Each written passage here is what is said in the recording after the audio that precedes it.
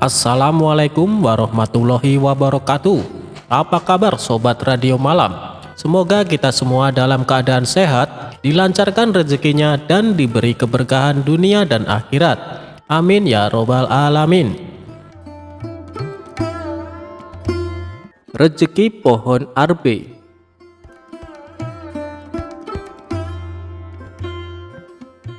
Suatu ketika Abu Nawas berjalan-jalan menuju kebunnya yang cukup luas.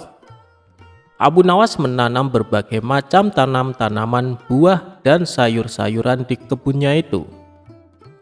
Abu Nawas kemudian menyusuri tiap petak kebunnya dengan melewati berbagai macam tanaman sambil juga mengamati buah-buahan segar yang tampaknya sudah siap untuk dipanen. Abu Nawas merasa sangat bersyukur atas apa yang telah Allah Subhanahu wa Ta'ala berikan kepadanya. Hari itu, matahari bersinar cukup terik.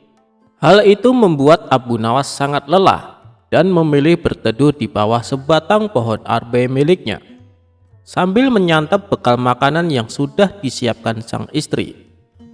Setelah menyantap hidangan dari bekal itu, Abu Nawas kemudian berniat beristirahat sejenak sembari membaringkan badannya dan memperhatikan setiap detil pohon arbe yang rindang itu. Ia mengamati mulai dari daun, ranting, dan juga buahnya yang lebat bergelantungan.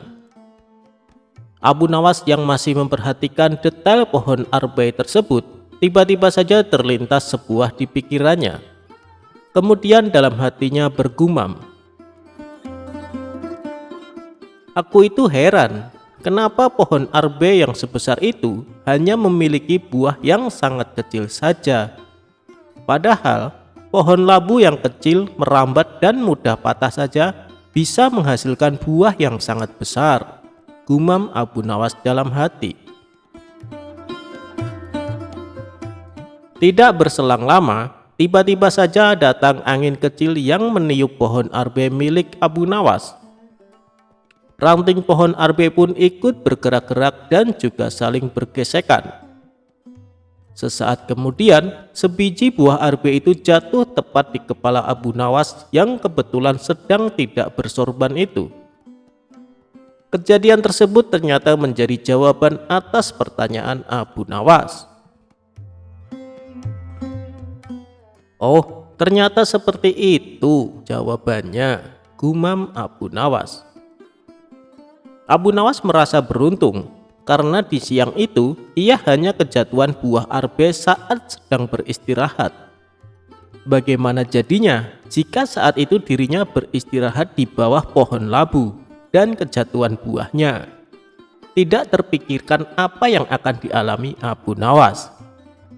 Allah Subhanahu wa Ta'ala telah menciptakan setiap makhluknya dilengkapi dengan kekurangan dan kelebihan masing-masing, di mana semua itu berjalan sesuai dengan fungsinya masing-masing.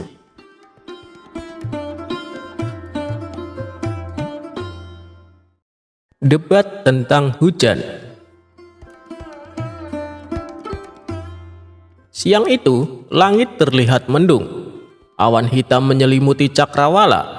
Itu pertanda sebentar lagi akan turun hujan. Benar saja, tidak lama kemudian hujan pun mulai turun.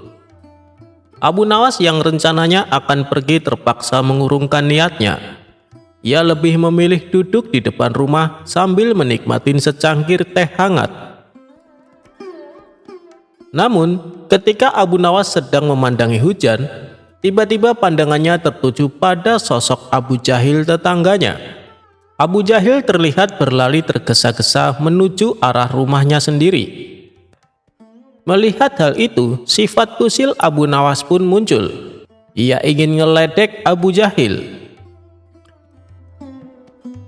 "Hei pelit, kenapa kau berlari tergesa-gesa?" kata Abu Nawas.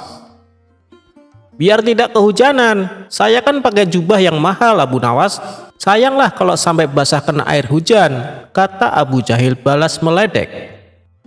"Sungguh bodoh, ada saja orang yang lari dari rahmat Allah," balas Abu Nawas. tak mau kalah. Maksudmu apa Abu Nawas? Siapa yang lari dari rahmat Allah? Tanya Abu Jahil tidak terima. Bukankah hujan itu rahmat? Kenapa kau malah menghindarinya? Tanya balik Abu Nawas. Mendengar itu, Abu Jahil tidak bisa berkata apa-apa. Ia kemudian masuk ke dalam rumah dan menutup pintunya dengan keras. Sementara Abu Nawas tertawa terkekeh-kekeh melihat kelakuan Abu Jahil. Beberapa hari kemudian, ketika Abu Nawas sedang nongkrong di warung, ia merasakan gelagat sebentar lagi akan turun hujan. Ternyata dugaan Abu Nawas tepat. Rintik gerimis mulai turun dari langit. Ia pun teringat cucian baju di rumahnya yang sedang dijemur. Terpaksa ia berlari dengan tergesa-gesa agar secepatnya tiba di rumah. Kebetulan saat itu Abu Jahil sedang duduk di depan rumah. Melihat Abu Nawas berlari tergesa-gesa di tengah gerimis, Abu Jahil berteriak kepadanya. "Hei Abu Nawas, apakah kau lupa dengan ucapanmu tempo hari? Jangan lari dari rahmat Allah, jangan pula menghindarinya," kata Abu Jahil ngeledek Abu Nawas. "Siapa yang lari dari rahmat Allah? Justru aku menghormatinya. Aku lari cepat-cepat agar tidak menginjak rahmat Allah dengan kakiku," balas Abu Nawas. Mendengar jawaban tersebut, muka Abu Jahil menjadi kecut. Niatnya mau meledek, malah ia sendiri yang kembali kena. Kurang ajar Abu Nawas, ada saja jawabannya. Batin Abu Jahil menahan emosi. Setelah Abu Nawas mengambil jemuran bajunya, ia pun duduk di depan rumah sambil memakan daging kambing. Dan ternyata Abu Jahil masih duduk di depan rumahnya sendiri. Melihat Abu Nawas makan daging kambing, Abu Jahil kembali meledek.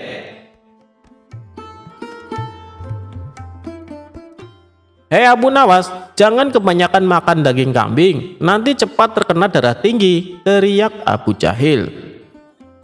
"Saya kira Allah lebih tahu mana yang sedang terkena penyakit darah tinggi," balas Abu Nawas cengengesan.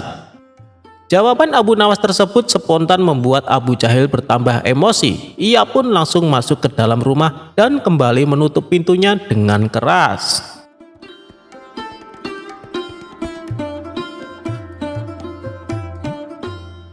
Abu Nawas bikin panci jadi beranak. Gimana caranya ya? Simak cerita lucunya lengkap berikut ini. Diawali saat Abu Nawas meminjam panci kecil ke tetangganya. Tapi pancinya tidak dikembalikan.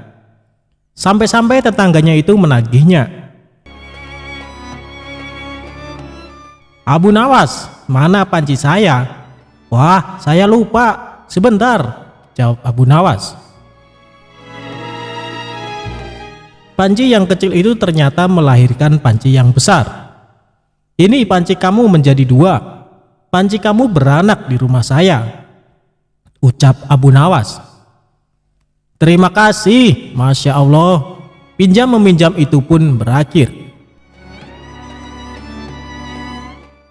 Meski tidak masuk akal, tetangganya menerima begitu saja. Dia tidak mempermasalahkan karena merasa diuntungkan. Dia tidak bertanya kenapa panci itu bisa beranak.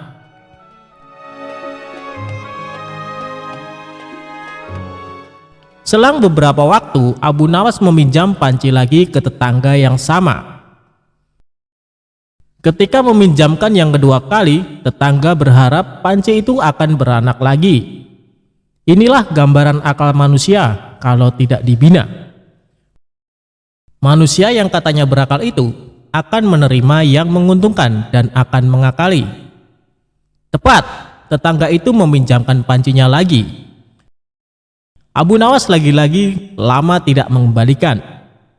Akhirnya, si tetangga mendatangi Abu Nawas. "Abu Nawas, mana pancinya? Kok lama?" tanya dia. Tetangganya membayangkan kalau kemarin anak pancinya 1. Berarti kalau lebih lama begini, anaknya bisa 2 atau 3. Tapi dia malah mendapat jawaban berbeda dari Abu Nawas.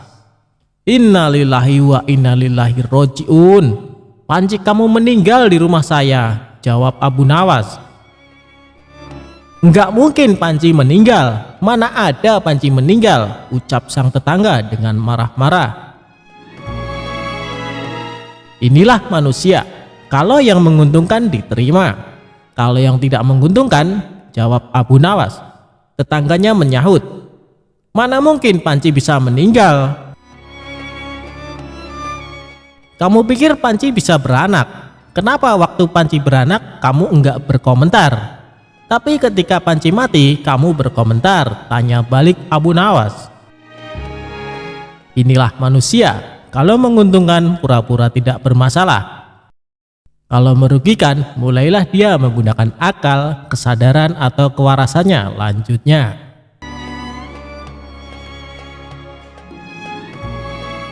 Abu Nawas dan botol ajaib. Suatu hari, Baginda Raja memanggil Abu Nawas ke istananya untuk diberi tugas. Setelah tiba di istana, Raja menyambut Abu Nawas dengan senyuman. "Akhir-akhir ini aku sering merasakan perutku sakit. Kata tabib istana, aku terkena serangan angin," kata Raja. Abu Nawas sedikit keheranan, lalu bertanya, "Ampun Baginda, kiranya apa yang bisa hamba lakukan untuk yang mulia?" "Tangkap dan penjarakan angin itu untukku," perintahnya. Abu Nawas diam sejenak. "Aku beri kau waktu 3 hari untuk menyelesaikan perintah ini," tambah sang raja. Abu Nawas kemudian pulang dengan membawa pekerjaan dari Baginda Raja. Ia masih terdiam, mulutnya terkunci rapat, tak mengeluarkan sepatah kata pun. Dalam kebingungan yang tidak habis-habis, ia belum bisa memikirkan bagaimana cara menangkap dan membuktikan bahwa itu memang benar-benar angin. Menurutnya, hanya anginlah satu-satunya benda aneh yang tidak berwarna dan tidak bisa dilihat, seperti halnya air yang masih bisa diindera. Sudah 2 hari ini tetapi Abu Nawas masih belum bisa mendapatkan cara untuk menangkap angin, bahkan memenjarakannya. Abu Nawas hampir putus asa dan tidak bisa tidur, karena waktu yang telah ditentukan tinggal sehari lagi. Ia mondar-mandir memikirkan cara. Tiba-tiba ia tersadar dan berkata kepada dirinya sendiri, "Bukankah jin itu tidak terlihat?" Ia berjingkrak dan menyiapkan alat-alat yang dibutuhkan dan berjalan menuju istana. Kemudian menyerahkan sebuah botol kepada raja. "Mana angin itu Abu Nawas?" tanya Baginda Raja. "Ada di dalam yang mulia," jawab Abu Nawas. "Benarkah? Aku tidak melihat apa-apa," kata sang raja. "Ampun Baginda, angin tidak bisa dilihat. Tetapi jika tuanku ingin tahu angin, tutup botol tersebut harus dibuka terlebih dahulu," jawab Abu Nawas. Setelah tutup botol itu dibuka, Raja mencium bau busuk. Dengan marah ia berkata kepada Abu Nawas, "Bau apa ini Abu Nawas?" "Ampun Baginda, tadi hamba buang angin, lalu hamba masukkan ke dalam botol tersebut. Karena takut angin yang hamba masukkan itu keluar, maka hamba memenjarakannya dengan menyumbat botol dan menutupnya," kata Abu Nawas dengan sangat ketakutan. Tapi Raja tidak jadi marah, karena apa yang dikatakan Abu Nawas memang masuk akal. Dan begitulah ia selamat dan sang raja pun memberikannya hadiah.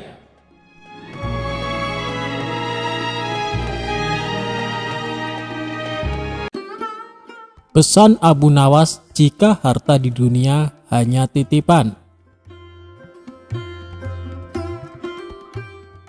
Suatu hari, seperti sebelumnya, Abu Nawas dipanggil oleh Baginda Raja di istana kerajaan, dan terjadilah percakapan yang cukup panjang antara keduanya. Kali ini Abu Nawas sedang memperingatkan Baginda Raja perihal harta dunia yang tidak akan dibawa mati ke kuburan. Abu Nawas sendiri sudah mengetahui jika Baginda Raja ingin menjadikannya sebagai saudara dengan memberikan banyak hadiah serta fasilitas kepada Abu Nawas. Singkatnya, Abu Nawas menegur Baginda Raja dengan sangat santai dan tanpa basa-basi terlebih dahulu. "Wahai Baginda Raja, bagaimana nanti jika Allah Subhanahu wa Ta'ala menghadapkan Anda di hadapannya, lalu meminta pertanggungjawaban Anda tentang lalat hitam, burung kenari, dan kulit ari?" kata Abu Nawas kepada Baginda Raja. Begitu mendengar penuturan Abu Nawas yang tiba-tiba berbicara seperti itu, membuat Baginda Raja sedih, sehingga ia sampai menangis terseduh-seduh. Melihat rajanya bersedih, salah seorang dari kepala pengawal segera bertindak dengan menegur dan memarahi Abu Nawas. "Wahai Abu Nawas, engkau diamlah, engkau telah menyakiti hati sang raja," bentak kepala pengawal kerajaan itu kepada Abu Nawas. "Biarkan dia," kata Baginda Raja. "Sebenarnya yang merusak dan menyakiti itu Anda," kata Abu Nawas dengan berani. "Begini Abu Nawas, saya ingin mengikat tali persaudaraan denganmu dengan memberi hadiah-hadiah dan juga fasilitas," kata Baginda Raja. "Kembalikan saja semua harta ke tempat semula yang hendak Paduka berikan kepada hamba," jawab Abu Nawas. "Lalu bagaimana dengan kebutuhanmu?" tanya Baginda Raja. "Aku ingin Anda tidak melihatku dan aku pun tidak melihat Paduka. Ketahuilah, wahai Amirul Mukminin, Aiman bin Nail dari Qudamah bin Abdullah Al-Kalabi pernah berkata, aku telah melihat Rasulullah Shallallahu Alaihi Wasallam melempar jumroh Aqobah di atas untanya yang kemerah-merahan tanpa ada pukulan dan tidak pula dengan pengusiran," jawab Abu Nawas. Setelah berkata demikian, Abu Nawas segera meninggalkan istana sambil bernyanyi. Berikut nyanyian Abu Nawas. "Persiapanmu telah memenuhi bumi sepenuhnya. Hambamu mendekat dan sekarang apa? Bukankah engkau akan mati dalam kuburan? Pewarismu mengelilingi, hartamu tak dapat engkau gunakan lagi." Cerita tersebut memberi pesan jika dunia ini hanya tempat persinggahan yang sementara. Hidup dengan memiliki harta yang banyak tidak dilarang dalam agama Islam.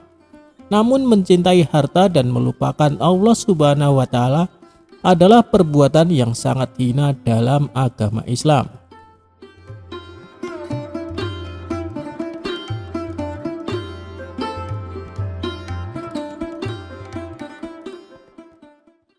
Pesan Abu Nawas kepada orang yang suka pamer harta.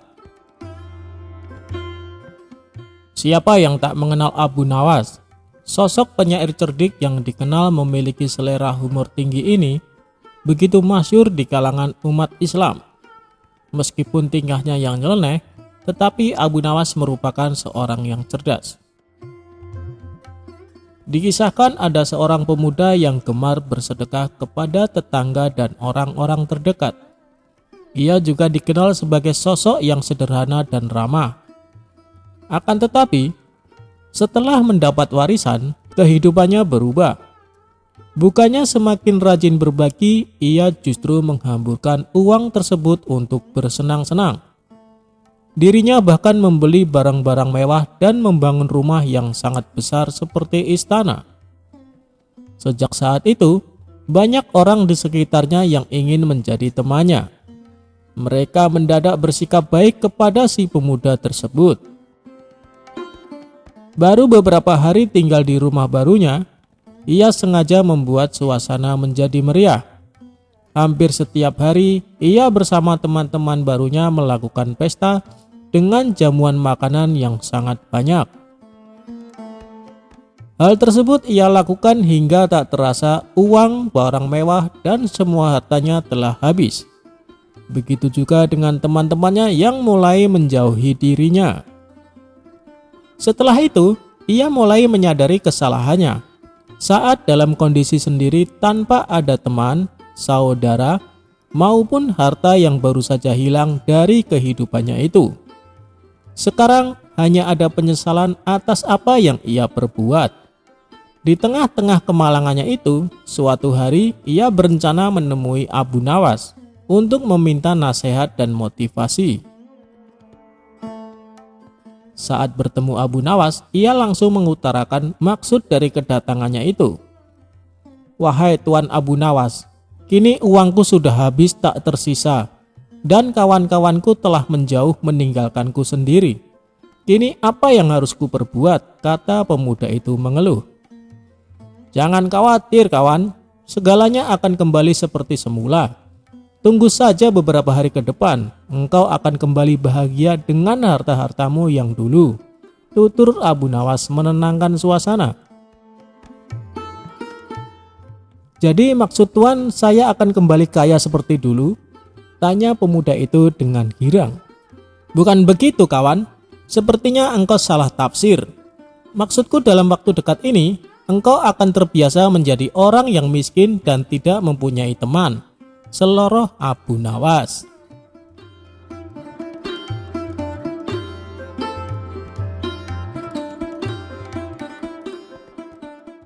Karena buta warna, Abu Nawas selamat dari bahaya.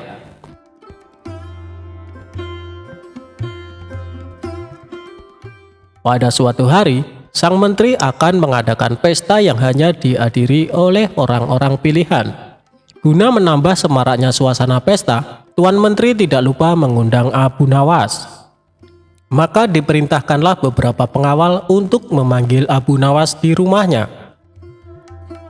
Sesampainya di rumah Abu Nawas, salah satu pengawal berkata, "Tuan Abu Nawas, nanti malam ada undangan pesta di rumah Tuan Menteri." Mendengar kabar tersebut, tentu saja membuat Abu Nawas kegirangan. "Baik, nanti malam aku akan ke sana." "Oh iya, sampaikan salam hormat saya untuk Tuan Menteri," balas Abu Nawas. Singkat cerita, malam pun tiba. Abu Nawas bergegas menuju rumah Tuan Menteri. Setibanya di sana, Abu Nawas disambut hangat layaknya tamu kehormatan. Tuan Menteri lalu mempersilahkan Abu Nawas duduk bersama para tamu undangan yang lain. Tidak berapa lama kemudian, hidangan lezat mulai disajikan di atas meja makan. Melihat hal itu, Abu Nawas sudah tidak sabar untuk menyantapnya. Sembari mengambil hidangan di hadapannya, Abu Nawas pura-pura berbasa-basi.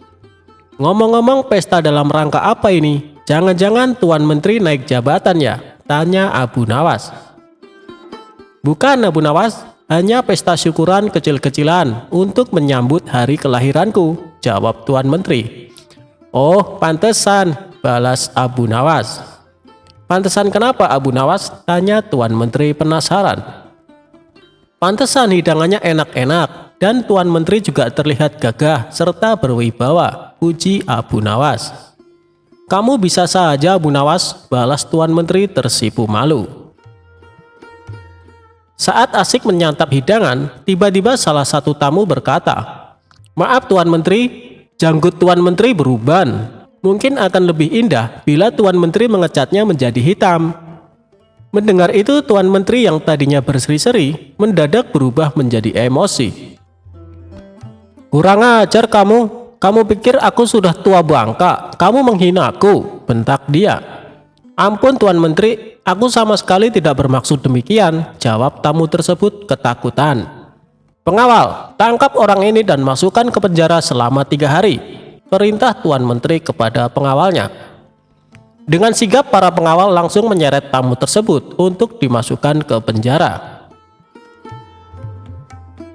Ternyata kemarahan Tuan Menteri tidak berhenti sampai di situ.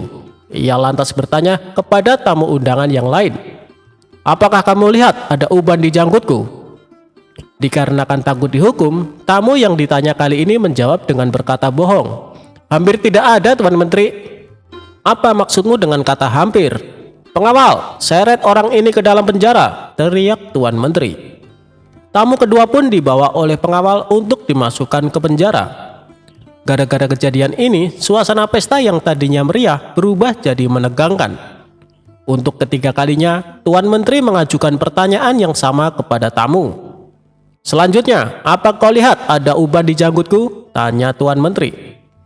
Karena takut dihukum seperti kedua tamu sebelumnya, tamu ketiga menjawab dengan berkata bohong. Sama sekali tidak ada Tuan, bahkan janggut Tuan terlihat hitam dan indah. Kamu pembohong, bentak Tuan Menteri. Pengawal, berikan dia 10 cambukan di punggungnya, kemudian penjarakan dia selama sebulan, perintah Tuan Menteri. Akhirnya Tuan Menteri menoleh ke arah Abu Nawas. Tapi Abu Nawas terlihat asik menyantap makanan seolah sedang tidak terjadi apa-apa.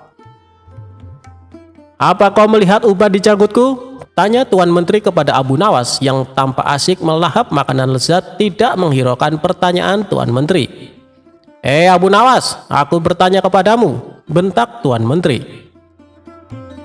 Mendengar namanya disebut, Abu Nawas pun menoleh ke arah Tuan Menteri dan menghentikan makannya untuk sementara. Maaf Tuan Menteri, Tuan bertanya kepadaku, sahut Abu Nawas. Ya, aku bertanya kepadamu. Apa kau melihat ubah di janggutku? Tanya Tuan Menteri. Sebenarnya aku ingin menjawabnya Tuan Menteri, tapi aku buta warna, jadi tidak tahu mana warna hitam dan putih, ucap Abu Nawas. Ia pun kembali meneruskan makannya. Jawaban Abu Nawas yang singkat tapi menggelikan membuat Tuan Menteri tertawa terpingkal-pingkal. Wajahnya yang tadi penuh emosi seketika redam dan kembali tenang untuk mencairkan suasana.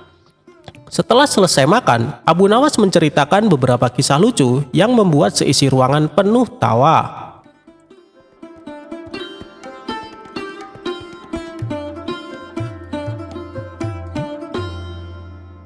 Pada suatu hari, Abu Nawas dengan santai menyisir jalanan kota.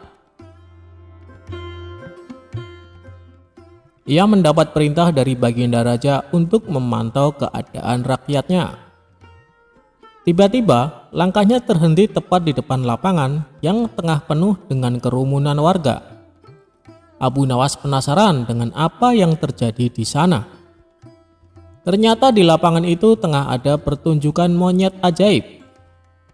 Monyet ajaib ini dapat memahami bahasa manusia dan hanya patuh kepada perintah tuannya saja.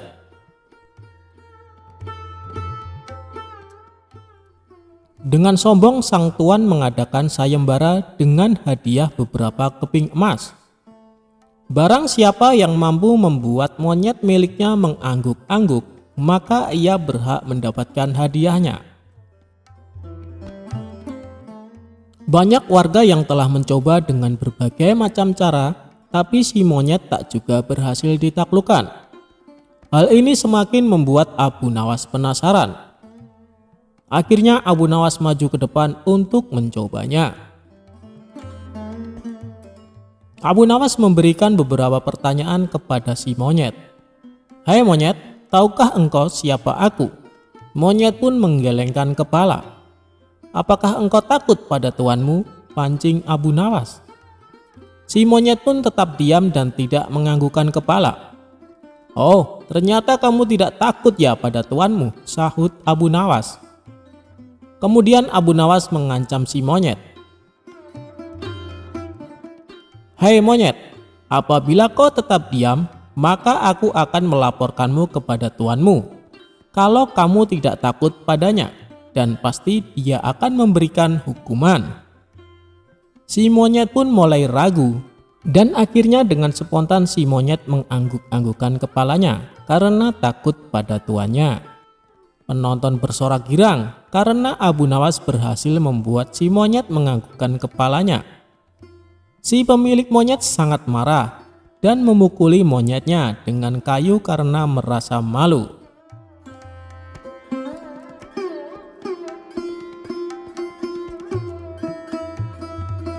Abu Nawas menghitung jumlah bulu keledai.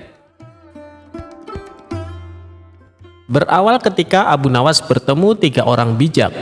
Kala itu ada 3 orang yang dikenal pintar dan cerdik, namun sombong, serta suka menantang orang-orang yang setara dengannya. Mereka pun gemar berkeliling ke banyak negara. Saat itu 3 orang cerdik tersebut memasuki kampung Abu Nawas. Kemudian penduduk setempat berusaha menghalangi 3 orang itu. Namun tidak tahu harus bagaimana.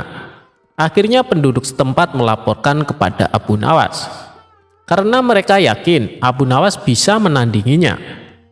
Kemudian Abu Nawas setuju. Dengan senang hati, ia akan mengadu kepintaran dengan 3 orang yang dikenal cerdik tersebut.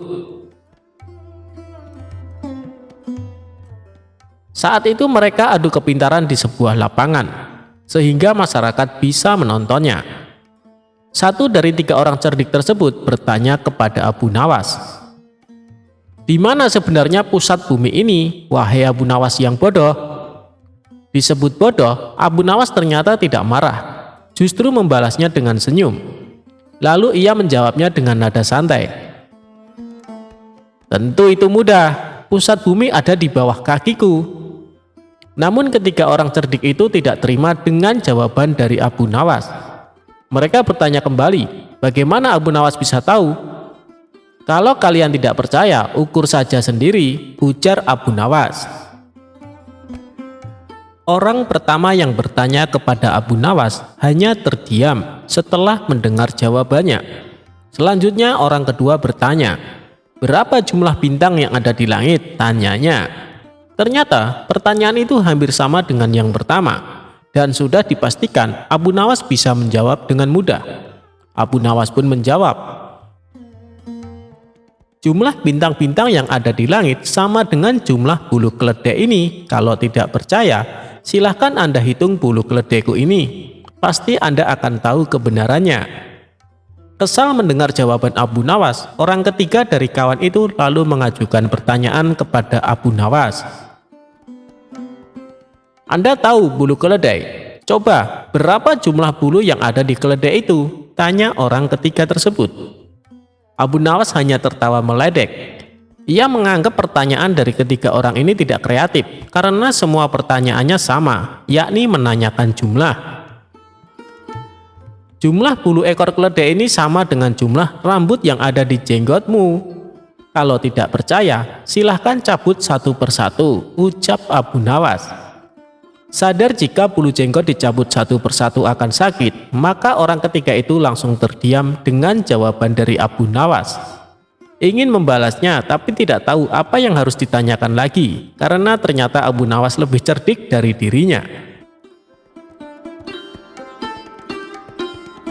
Dongeng pengantar tidur untuk Baginda Raja.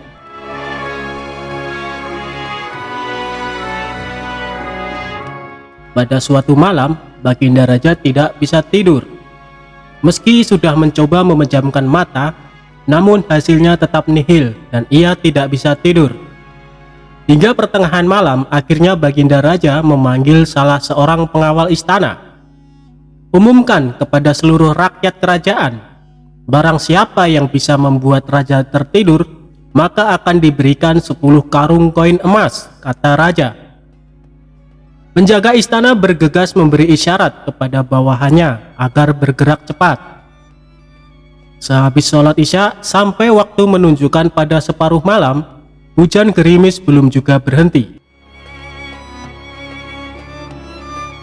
Tak lama berselang datanglah 2 orang peserta yang kebetulan pada malam itu tidak bisa tidur. Mendengar penjelasan dari pengawal istana, keduanya berminat mengikuti sayembara. Peserta pertama masuk ke dalam bilik kamar pribadi raja, serta menata posisi duduknya. Ia mulai dengan sebuah cerita. Dahulu kala ada pemuda durhaka bernama Sa'labah. Kelakuan kurang ajarnya mengiris hati orang tuanya sampai menjelang wafat ia sakaratul maut. Hingga berbulan-bulan doa Rasulullah pun tidak dikabulkan kecuali setelah dimaafkan dan diridhoi oleh kedua orang tuanya. Sampai cerita habis, Baginda Raja malah semakin sulit menguap lantaran menyimak alur cerita yang menyayat hati tersebut. Karena dianggap gagal, peserta pertama dipersilahkan pulang ke rumah. Saat bersamaan, peserta kedua memasuki ruangan. Peserta kedua lalu duduk bersila di kursi yang sudah disediakan pengawal istana. Dengan percaya diri, ia mulai mendongeng. Begitu cantik jelitanya, Ratu Balqis membuat siapapun kepincut termasuk para jin.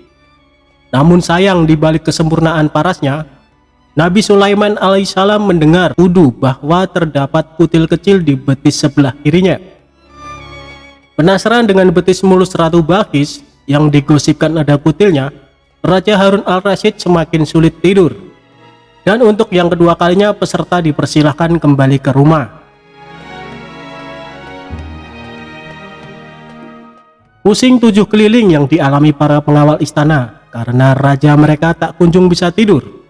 Di puncak kekesalan raja itulah Abu Nawas datang. Ia memberi hormat sambil menata posisi tempat duduknya. Setelah dipersilahkan, Abu Nawas mulai berkisah. Baginda, dulu ada seekor raja semut yang kurang kerjaan. Masuk ke kuping sebelah kanan seorang yang sedang tidur. Lalu keluar lagi, masuk lagi. Keluar lagi, kemudian masuk ke kuping kiri. Keluar lagi, masuk lagi, keluar lagi. Abu Nawas mengulang cerita tersebut sampai beberapa menit kemudian. Agak kesal mendengar kisah yang dituturkan oleh Abu Nawas monoton dan tidak menarik, justru membuat raja menguap 2 kali. Kemudian raja memiringkan tubuhnya membelakangi Abu Nawas. Perlahan raja pun mulai mengatupkan kedua matanya dan tertidur. Keesokan harinya Abu Nawas masuk lagi ke istana dengan mengendarai kereta bendi. 10 karung diangkat ke dalam bendi satu persatu. Penjaga pintu istana geleng-geleng kepala ketika bendi keluar pintu gerbang. Terlihat Abu Nawas tidur pulas di atas tumpukan karung emas dengan suara mendengkur. Itulah kisah tentang Abu Nawas. Dari cerita ini kita bisa tahu bahwa Abu Nawas memang orang yang sangat luar biasa akalnya.